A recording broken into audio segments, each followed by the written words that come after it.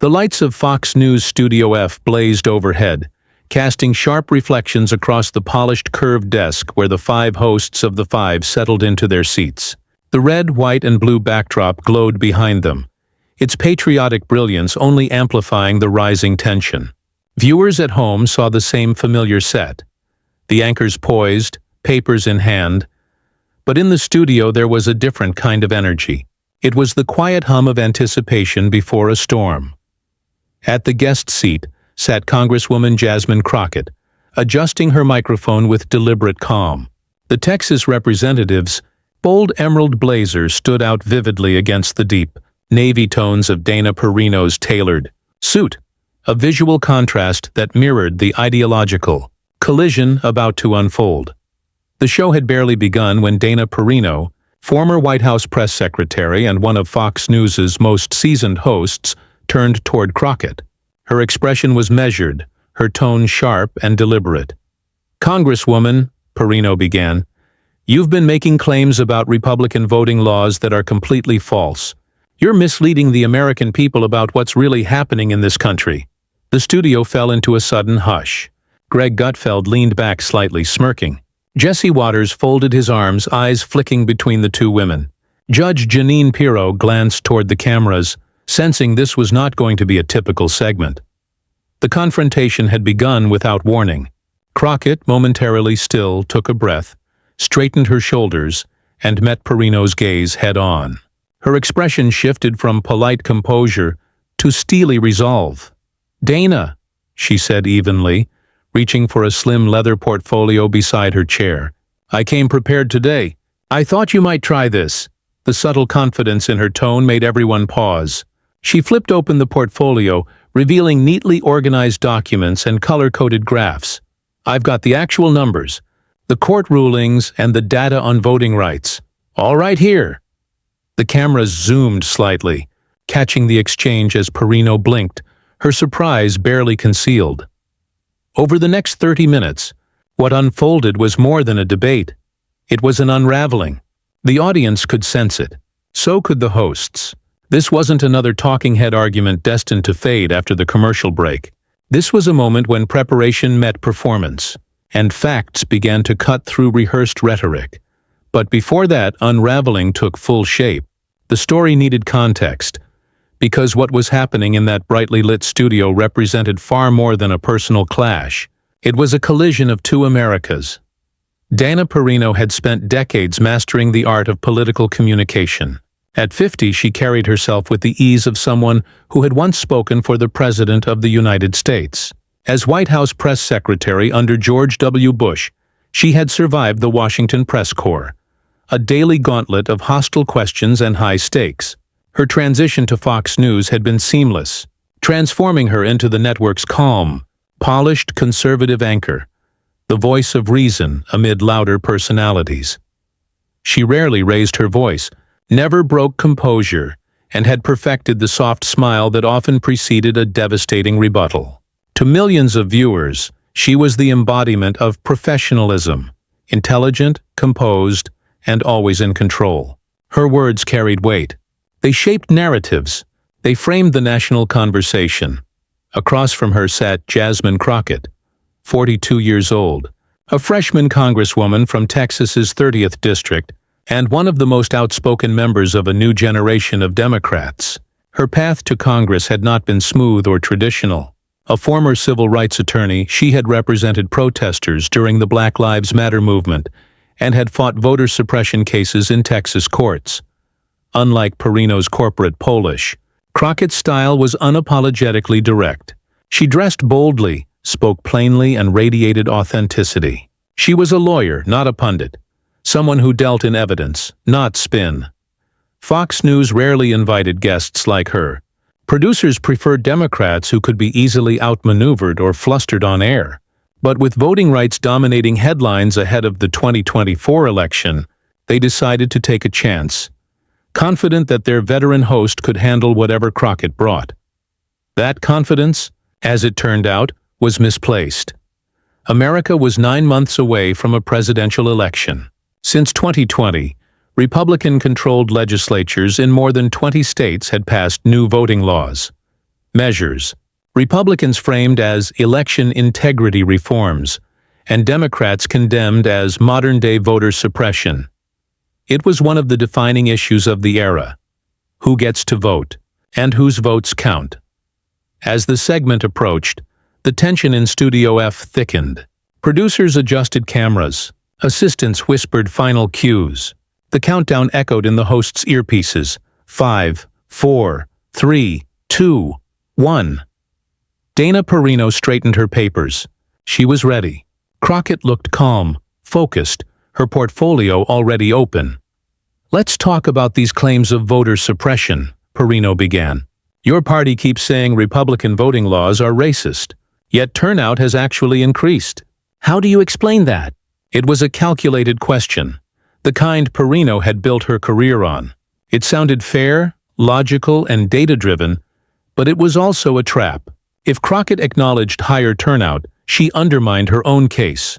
If she denied it, she'd appear out of touch with facts, but Crockett didn't flinch. "That's a great question, Dana," she said, her voice even. "But before I answer, let's make sure we're using the same numbers."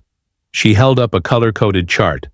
"Are you referring to the 2022 midterms, where national turnout was 46.6%? Perino hesitated. Just a fraction of a second. Enough for viewers to notice. "Yes," she said carefully. "Turnout was high, despite all these laws Democrats called Jim Crow 2.0. Crockett smiled.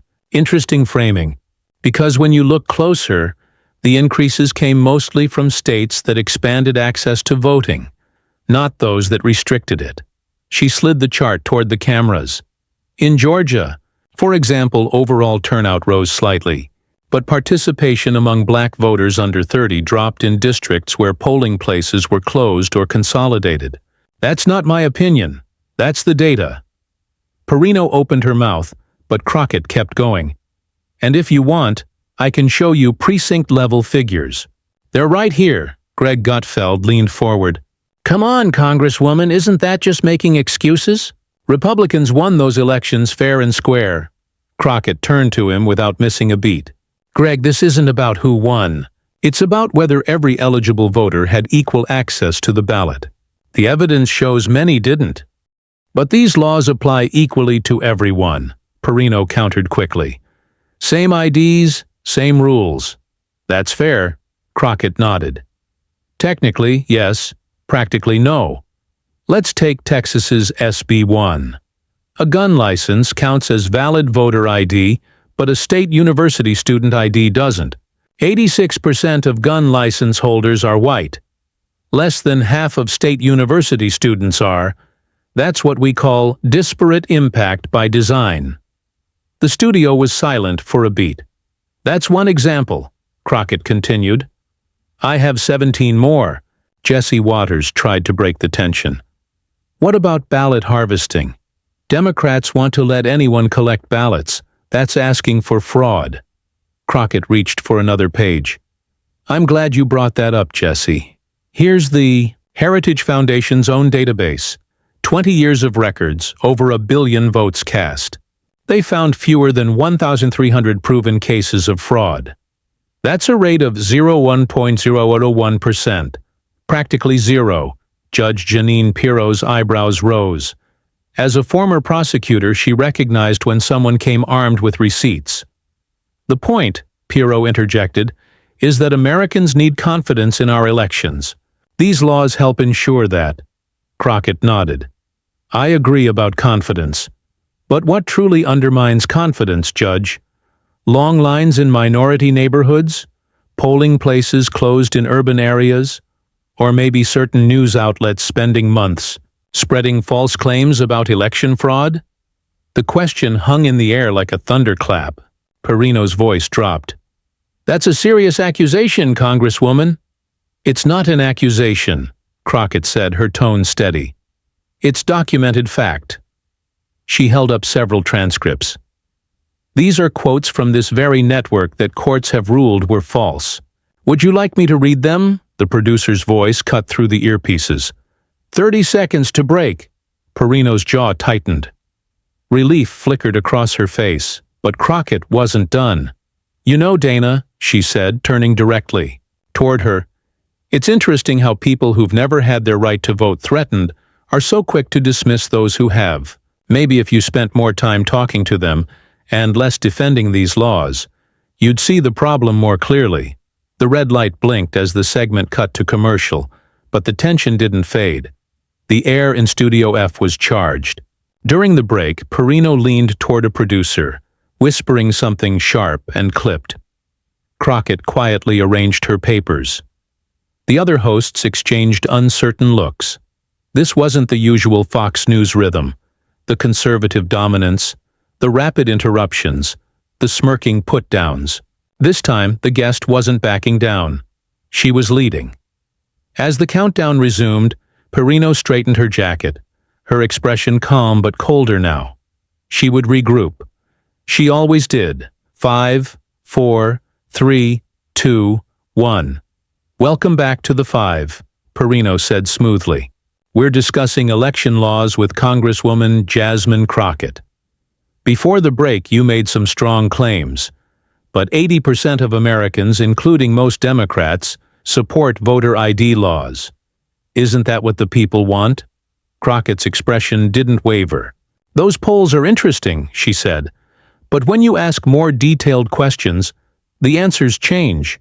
She lifted another page. "When asked if voters should be allowed to verify their identity through other means if they don't have a photo ID, support jumps to over 90%. When asked about automatic voter registration at the DMV, it's 84%. Americans want accessibility and security. These new laws offer only the latter." Waters leaned forward again. "But Democrats want to federalize elections with H.R. 1. Take power away from states."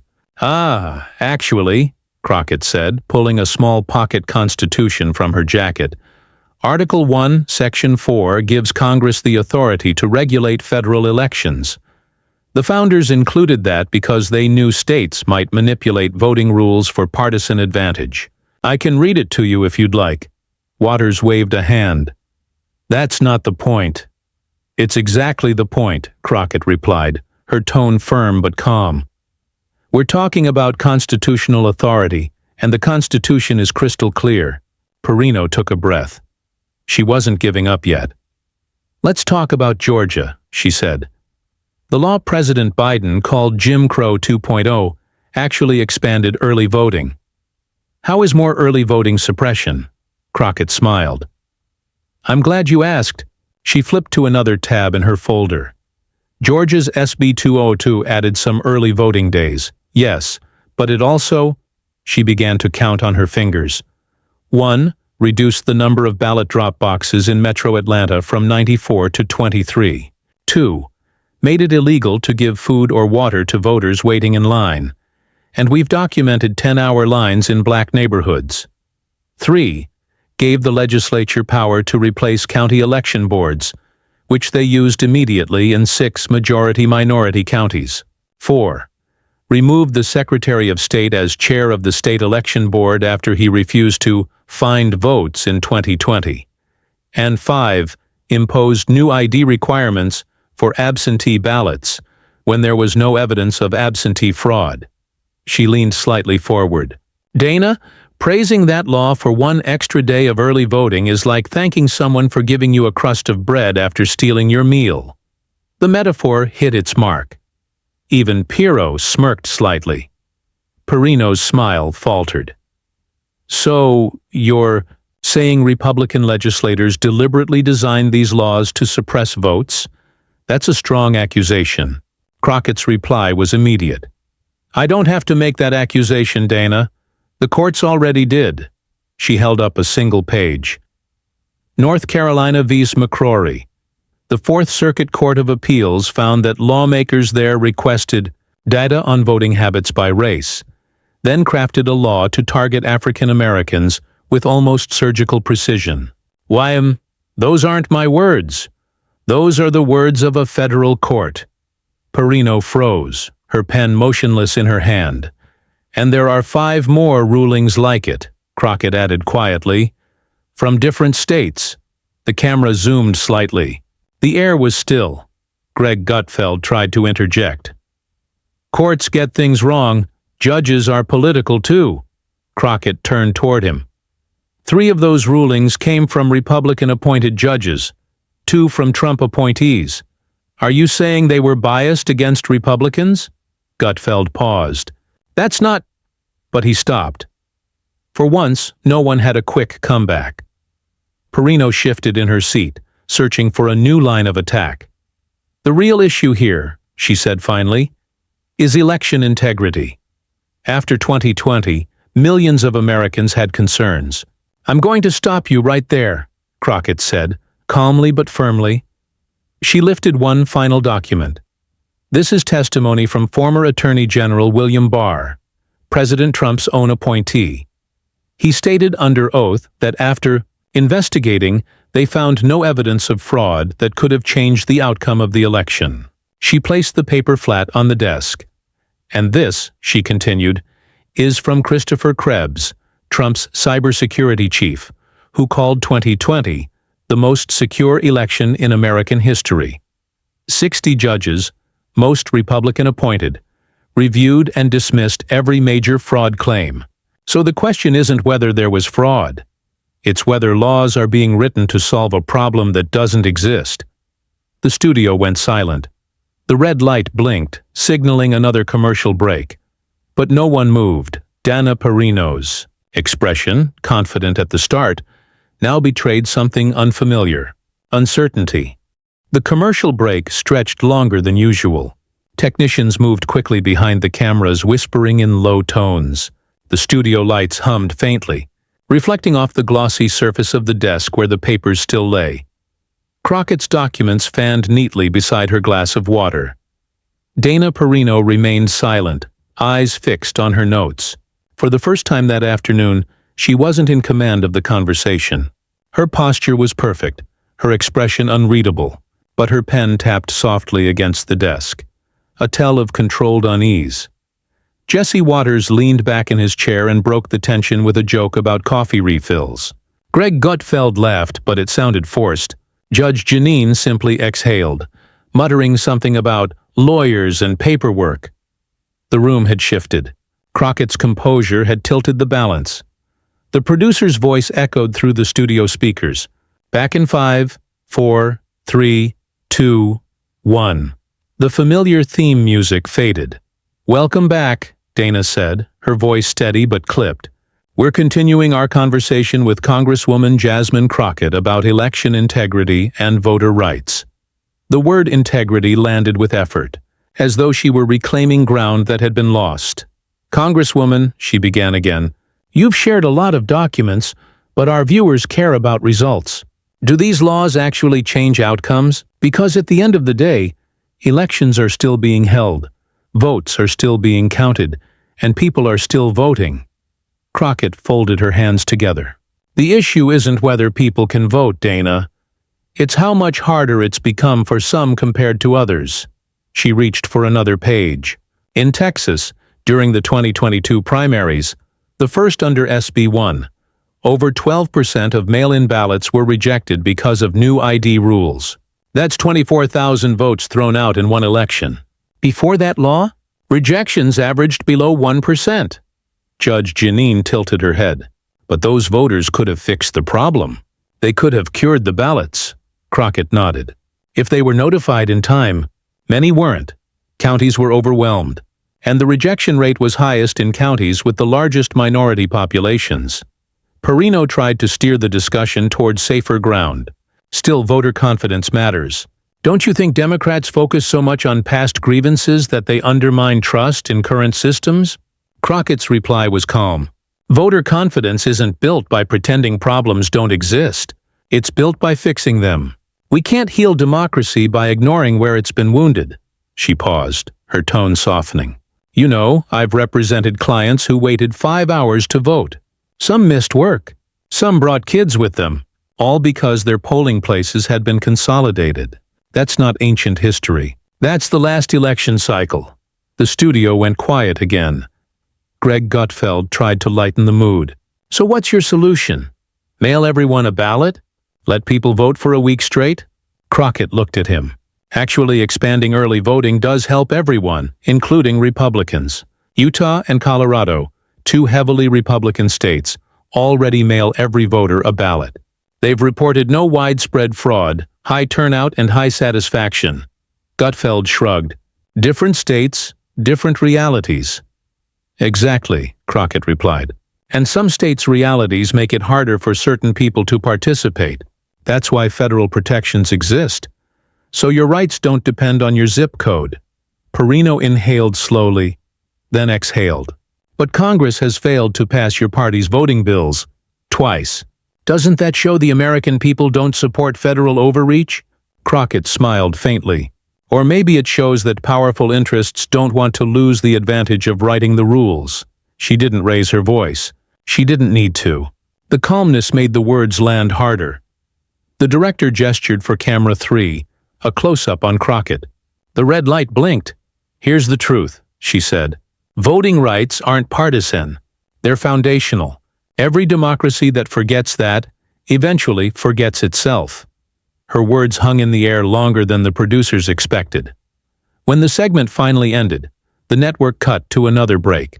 This time, the silence off camera felt heavier. Dana turned slightly toward Crockett. You came ready, she said quietly.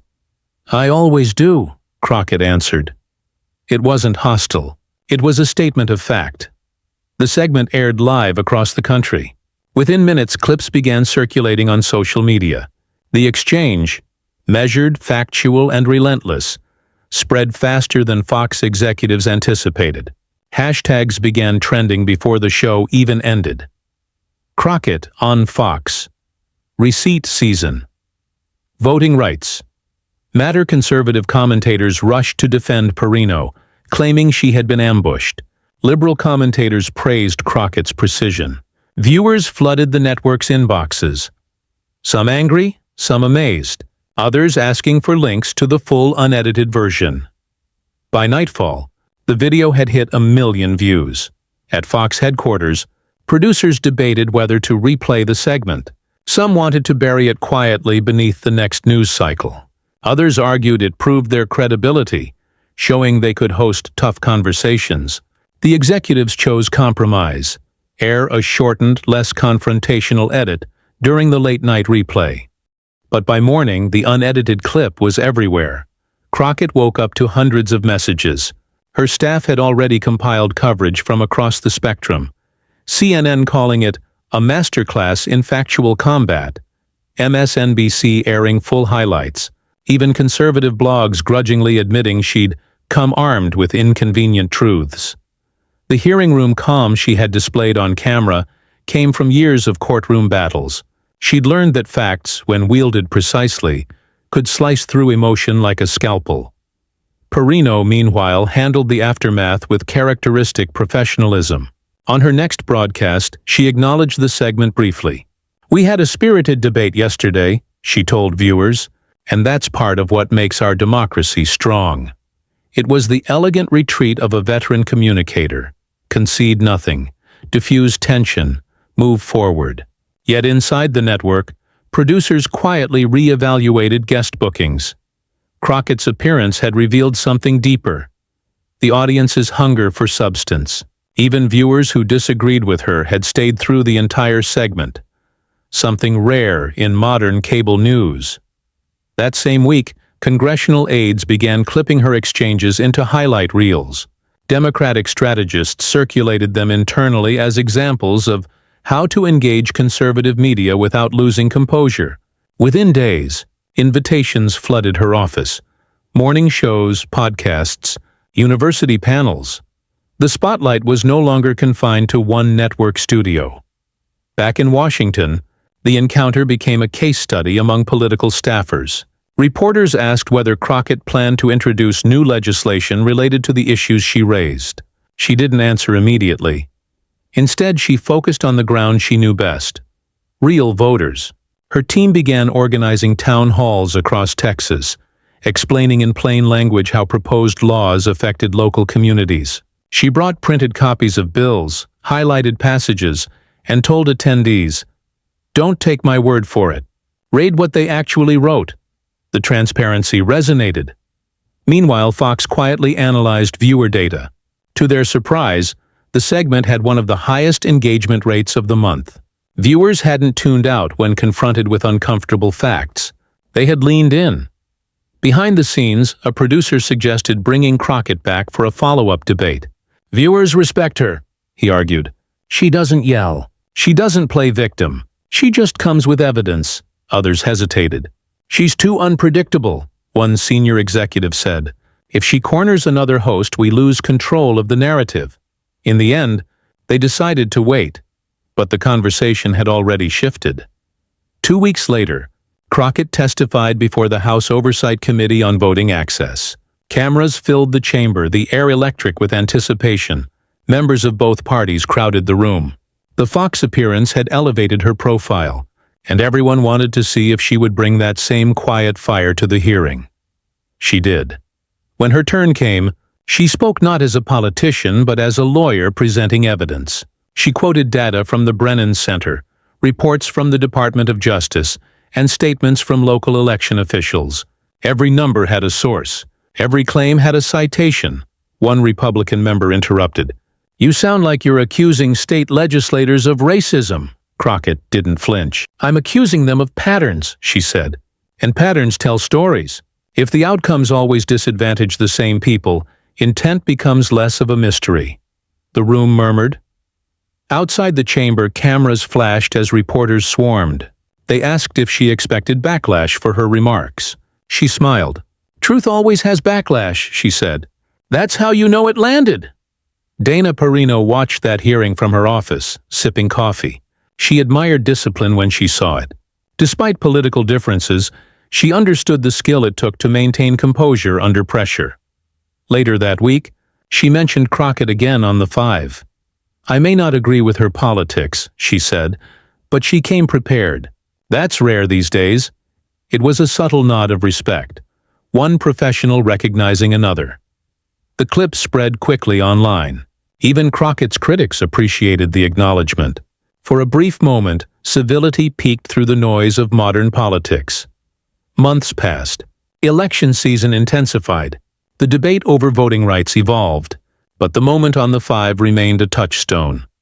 Replayed in campaign ads, quoted in op-eds, referenced in think tank panels. Political analysts dissected it frame by frame. How Crockett maintained eye contact, how she used silence strategically, how she transformed complex legal data into accessible language. It became a model of how to challenge misinformation without descending into chaos. And in the homes of millions who had watched that broadcast live, the memory persisted of a congresswoman who had walked into a studio known for its hostility, armed with nothing but paper, patience, and facts, and had turned the conversation upside down. One evening, long after the headlines faded, Crockett returned home from another town hall. Her staff had left a small envelope on her desk. No return address, just a note inside written in neat slanted handwriting. "I've been a Republican all my life. I didn't agree with everything you said on TV, but you made me think. Thank you for showing that truth doesn't have a party." She read it twice, folded it carefully, and placed it between the pages of her notebook. Outside, the city hummed. Washington was still Washington. Divided, loud, relentless. But somewhere within that noise, a single televised exchange had reminded millions what democracy looked like when courage met preparation. And though the cameras had long since turned away, the echo of that conversation, between a seasoned conservative host and a rising progressive congresswoman, continued to ripple quietly through the nation's conscience. Because sometimes, it isn't the shout that changes minds. It's the calm voice that refuses to yield.